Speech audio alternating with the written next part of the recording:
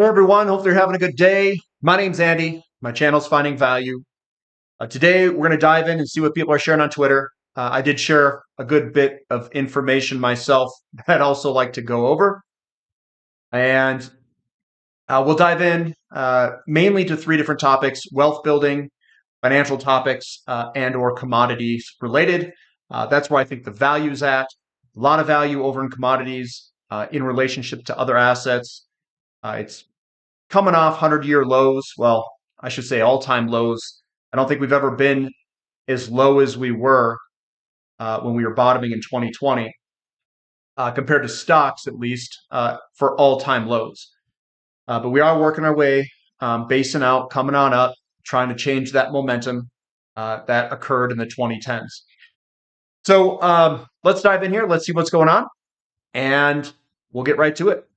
My at finding_finance if you want to follow me, and finding-value.com if you want to learn how I invest and what I'm doing, the companies I'm selecting, why I'm selecting them. There are an absorbent amount of opportunities right now, and hopefully you guys are paying attention. That's all I'm going to say. We still have a discount going on. That discount will end here very soon. It is holidays, is the coupon code. So we've got me posting a bunch. Previous bull market of natural gas, fractal overlay. I know we have high inventories, but something interesting here with the fractal overlay. So there is the blue line is the fractal of the previous bull market that occurred in the early 2000s to 2008. So this is the same takeoff. It pulled back just like it did, and then it ran back up to $8. Now, I am not stating that this will necessarily carve the same exact path, but maybe we go up to $4 or $5 and come back down, or something similar. I don't know. I know that we have we're overproducing for natural gas in America. I know inventories are higher, but I also know that there's cold weather coming, and we'll see how this all plays out. But that is the old fractal overlaid on today's pricing. Just saying. Previous bull market fractal overlaid over crude oil. Come on, admit it. It looks good, doesn't it? So this fractal that I grabbed is a fractal. And remember, fractals are human psychology. It's a bunch of people in the herd trading with each other, creating these patterns. Now, I'm not stating that this is necessarily the exact bottom. It could be, it might not be. I'm just showing you what the herd or humans have traded in the past, and am overlaying these patterns over each other. And this pattern here is from a natural gas company of previous commodity bull market in the 2000s era. But what we generally see in this pattern in the beginning is you see like these waves. You get this like wave coming up, just like the waves we've got coming up here. We get a peak. There's your double peak, and this is the peak, double peak here.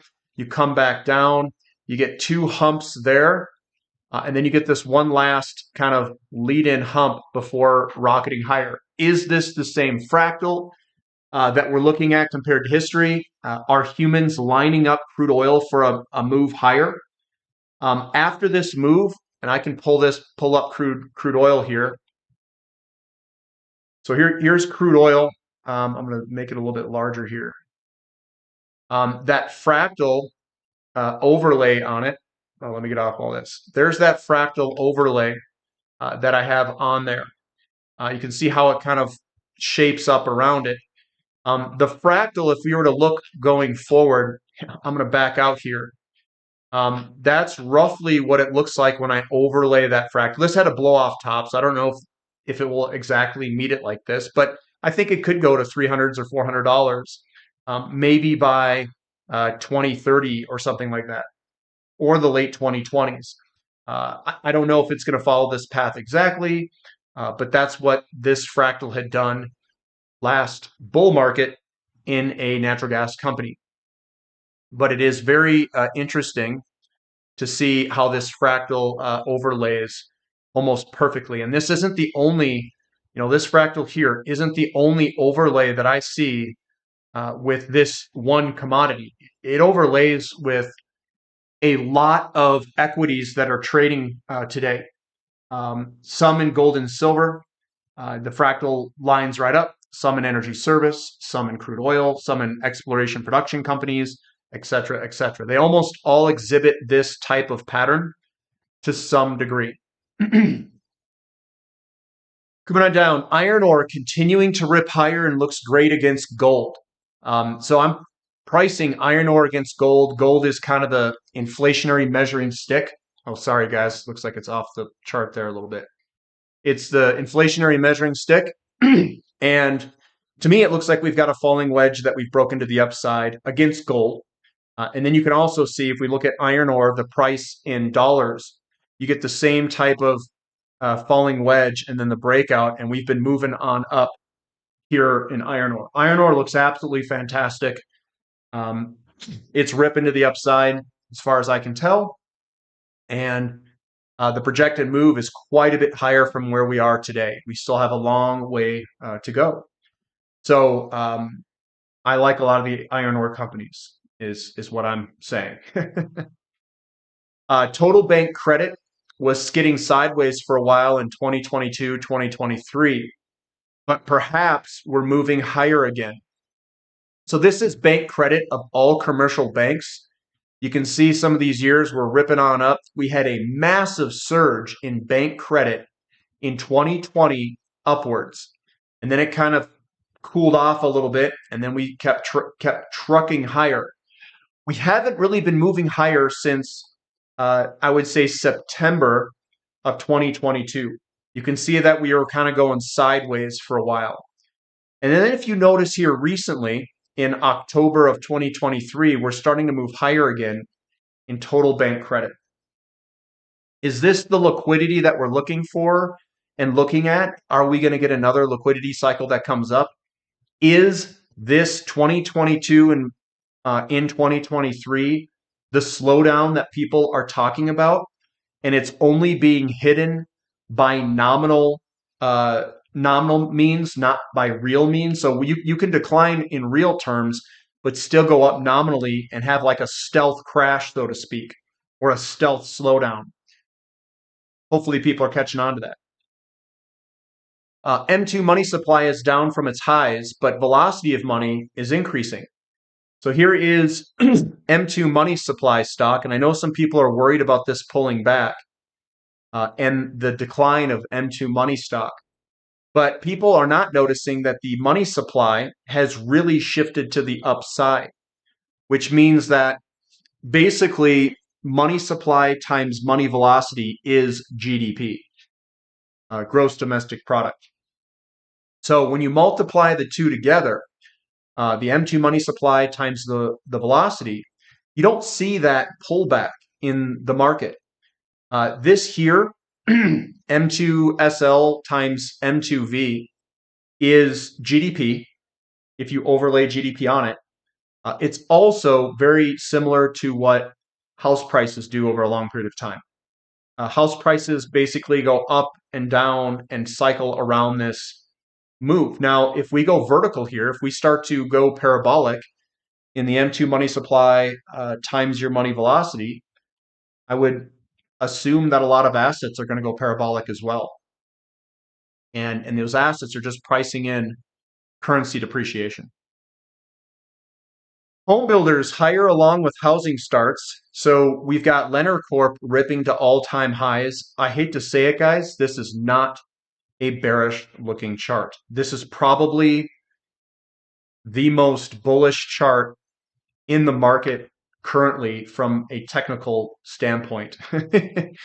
Also, you have confluence where multiple home builders are breaking and making new all-time highs, the major home builders in the markets.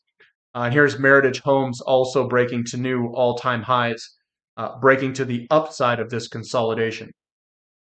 And then housing starts recently, this past month has rocketed higher from about 1.3 something million up to 1.56 million. If we are going to get a recession, I would watch housing starts like a hawk. Most of the time, before a recession occurs, housing starts decline. Now, if housing starts start to move higher, I don't think we have a single time in history where housing starts have gone up and we've gotten a recession. There's zero. So this is one to watch, is housing starts, and the home builders are also showing quite a bit of strength in the market, supporting the housing starts going higher. So that is where you've got that piece of information, and everyone else is arguing that we've got the 2 and 10s inverted and that that's about to uninvert. It hasn't uninverted yet. And if home builders rip it here along with housing starts going up, that is generally a strong sign that a recession is not going to occur, at least in the economy. You might get a pullback in stocks if rates go up and chase this all higher. That is a possibility, and the yield curve would stay inverted. But there could be political reasons that they lower interest rates or let them relax to the downside, sparking a housing market boom. So just letting you know there. Unless this guy was born in 2009, it says experts warns U.S. is entering greatest real estate correction in his lifetime. Yeah. Heisenberg is basically saying unless he was born in 2009, which excludes the great financial crisis, that this is most likely a false statement. I agree with that. It is a false statement. Mr. Grant Cardone is, I think, who that is. JC Parrott's coming up with the huge prediction in 2024. I predict that in 2024, stock prices will fluctuate. What a good prediction there. Here we go. Here's how the S&P 500 performed during election years for each month. So obviously someone compiled the data for each of those years during election years. And this is kind of how the stock market went up and down on average for those election years. It looks like the beginning kind of neutral, all the way out to maybe May, a little bit of a pullback in May, and then we rip it in the summer. June, July, August. I think that's what it is right before the polls, because I think the polls are somewhere over here, if I can remember. September, October, November, and December. So we end the year strong, and the middle of the year is pretty good. Michael says, my New Year's resolution, buy copper miners in recession, should one eventually come. So here's some information on copper. In 2050, annual copper demand will be greater than all copper consumed from 1900 to 2022. That's the global refined copper consumption from 1900 to 2022. And that is what exponential demand for something looks like. So in the single year of 2050, we will have a higher demand for copper than all copper produced up to 2022. The question is, do we even have that amount of copper to produce at the flow rate of that rate? In my opinion, we probably do not.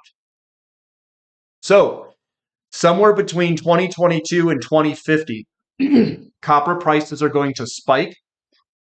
And then we're going to have to see if the world can conjure up enough copper to meet this demand. It's going to be a very interesting play there.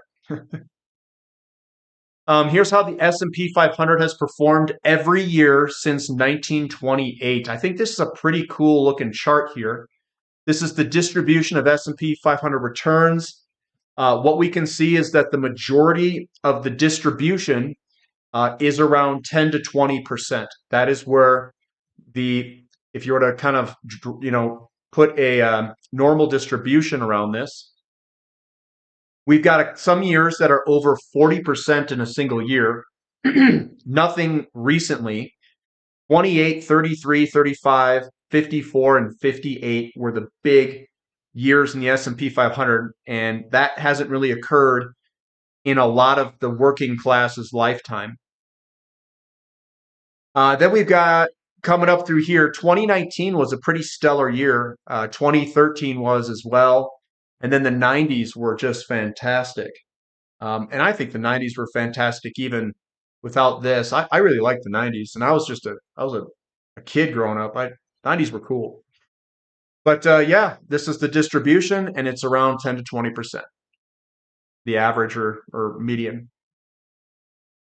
Coming on down, Lars is talking about the 2023 tankers year is coming to a wrap. Here's some food for thought as we embark on 2024. Oil has been volatile, as well as FRO on New York Stock Exchange and OSE. We represent the pipelines and the oceans, and they are stretching. Look at the tanker market. This is product flows in the tanker market for 2023 in the orange. The average is much, much lower, and you can see that we were above average the entire time. In fact, we were outside of the 5-year average for some of these times of the year. Flows by route, you can see where the routes are. We have massive increases in other routes. You can see how much it went up. The Suez Canal obviously went down, and it looks like the Panama Canal is remaining somewhat stable at this current time. Coming on, we can go for 2 of 3 here. 2 of 3. Tankers demand look poised when translating EIA and IEA and OPEC data in the transportation needs. Willis net fleet growth is negative. So we've got crude tanker demand going up to the right. You can see 2024 and 2025 projections for crude tanker demand. You can also see that tanker demand has steadily increased since 2010. Pretty nice. You look at weekly global inventories, they are very, very low for global weekly inventories. In fact, I am confused at where the price of oil is today even. And here is the net fleet development as things are going to decline over time. So this is your US dollars per day in terms of inventories and VLCC earnings. You can see that going up and down on year-to-year inventory changes. So increasing demand with declining fleet with very low inventories. That's the setup, guys. It looks very good setup in the tanker market. 3, global oil demand is key over years to come, and as the planet needs to go green, the realism of this happening fast, considering demand per capita and population distribution and growth, is optimistic. So again, tanker market outlook, GDP per capita and oil consumption. This is a left to right graph from the 1997 all the way out to the 2020s. They're projecting that global GDP is going to continue to increase, which has a component of oil consumption in it, which is those bars behind it. That's oil consumption. So as GDP goes up, oil consumption generally follows. Asian oil consumption, the forecast and the trend line is obviously from, looks like 31 million barrels per day up to maybe 36 million barrels per day or so out in 2024. Very fast growth, as this is only from 2019 to 2024 on the bottom x-axis there. So interesting of the gigantic oil consumption and how to move all of this stuff around. This is very concerning trend. Wages have systemically fallen relative to the economy in the last 50 plus years. From 1970 to 2023, employee compensation as a share of GDP has decreased from 52% to 43%. Now, they're showing this compensation of employees in relationship to GDP. What is GDP? GDP is M2 money supply times your money velocity. The reason I think that a lot of this is declining, we can also see that in the stock market in relationship to M2 money supply, is I think they're just printing money and sucking they're sucking value out of the money. So really, this is just inflation adjusted. GDP is more or less a measurement of money times velocity, which is kind of a measurement of inflation as well. You could have rapid inflation if your velocity of money kicks up and your money supply stays relatively stable, which a lot of people I don't think about. And obviously, a lot of people think that if the M2 money supply increases, that you will also get inflation, but that's assuming that your velocity is held constant. So I think that wages have fallen relative to inflation. That's really, it's not the economy. It's the economy is measured in GDP, but GDP is measured of the M2 money supply and how much the velocity kicks that M2 money supply in the system. So really, GDP is a measurement of inflation to some extent. Electric vehicles will have close to zero effect on oil demand over the next decade. Electric vehicles only expected to account for 7% of world light vehicles by 2030 and 12% by 2035. Can we just get over this infantile fantasy that an energy transition will mean using less oil? Question mark.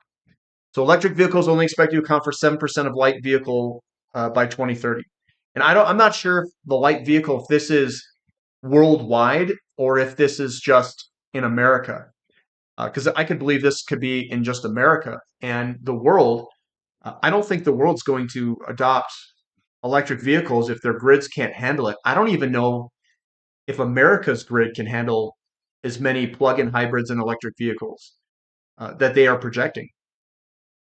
And then you go look at the copper chart, and the copper chart goes to like infinity. And I don't know if we can even, if we've got that supply for the demand that's coming in copper. This is a very interesting setup here. This will likely become one of the most important charts for the upcoming new year. Emerging market currencies, after a prolonged decline, are on the brink of a significant breakout, indicating the potential start of a more favorable era for these economies. What this is really a part of is what currency cycle you're in and the cycle of the real estate cycle. We were in a recovery phase since about 2009, 2011. Recovery phase of real estate, and what you'll see in currencies is that the USD outperforms during that time frame. Then when you go into an expansionary phase, these currencies all start to break out against the United States dollar. So that's what I think we're going to see here. We've got natural gas is seriously cheap against most other asset classes. It's the cheapest sector at the moment, and I'm not stating that it has to go higher, but this is natural gas against uranium, super cheap. Natural gas versus crude oil, very cheap again. Natural gas against the Dow Jones, we've broken out. We've had a pretty big pullback here. Doesn't mean it can't get cheaper. I'm just stating that it's cheap. And then we've got natural gas versus Baltic Dry Index. And Baltic Dry Index is a very cheap sector compared to history. And natural gas is cheap against that. So basically, natural gas is the cheapest sector at this moment. I'm not stating that it will go up immediately, but I'm just stating that it is cheap. We've got Baltic Dry Index trying to break out against gold. It's starting to move on up. We've got Baltic Dry Index against, okay, that's gold again. Baltic Dry Index against iron ore, and that looks like it wants to go too. Iron ore is doing well, and Baltic Dry Index, the stuff that ships iron ore products, could do better. So Baltic Dry Index is looking pretty good as well. Uranium basically destroying all their asset classes. Uranium versus silver just ripping it. We've got uranium versus the S&P 500 that's ripping it. We've got uranium versus gold ripping it to the upside. And then we've got uranium versus crude oil, and that's just been domination by uranium. So uranium is basically dominating all the other assets at this time, and it's breaking out of these big basing patterns to the upside. We could see some crazy pricing in the uranium spot price over this next year. And that's where I'm going to end it, guys. That's what I've got for today. Give me a thumb up for the content. Subscribe to the channel. Subscribe to the website. We do have that holidays coupon code that will be ending very soon. So I would get on it if you are interested in trying out the membership for a discounted price. You can end it whenever you'd like. That's up to you. And we do have training sessions loaded onto the website if you want to watch them. We also do question and answer sessions on the weekend, and we have midweek updates that we do during Wednesdays. All right, guys, we'll catch you later. This is Finding Value.